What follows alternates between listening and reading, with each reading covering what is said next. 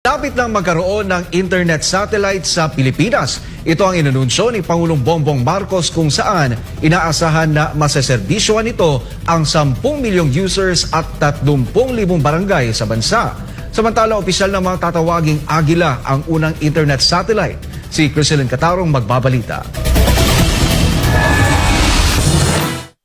Makukuha na ng Pilipinas ang unang satellites na nakatuon lamang sa bansa para mapabuti ang koneksyon sa internet sa malalayong lugar. Ito ay matapos ang ginawang partnership ng Filipino company ni H-Tech Orbits at American satellite operator na Astranis sa ginanap na signing of agreement sa San Francisco, California. Layo ng kasunduan na magdala ng internet connectivity sa iba't ibang sulok ng Pilipinas sa pamamagitan ng micro-geo satellites. Sa pamamagitan ng partnership, ide-deploy ng Orbits at Astranis ang unang 2 internet satellites na nakatuon sa Pilipinas. Isang programa na inaasahang bubuo ng $400 million investments sa susunod na 8 taon.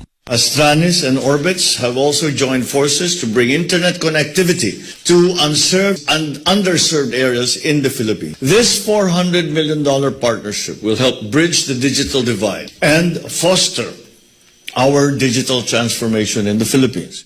Ayon sa Presidential Communications Office, ang mga micro-geo satellite ay magbibigay ng serbisyo sa internet sa unserved at underserved areas ng Pilipinas. Inaasahang makabebenepisyo sa satellite na ito ang 10 milyong users at 30,000 barangay. Ang nasabing programa ay inaasahang lilikarin ng higit sa 10,000 trabaho para sa direct at indirect employees. Samantala, inanunsyo ni Philippine Ambassador to the U.S. Jose Manuel Romualdez ang opisyal na pangalan ng unang satellite bilang Agila. Ang pagpili ng pangalang Agila ay may malalim na kahalagahan na naglalaman ng hindi natitinag na pangako ng pamalaan na palawakin ang access sa digital world. Kabilang sa mga opisyal na naroon sa signing ceremony ang ilang kinatawan ng U.S. Commerce Department, Asia Pacific Astranis Space Technologies Corporation at iba pang opisyal. Para sa Diyos at sa Pilipinas kong mahal, Criselyn Catarong, SMNI.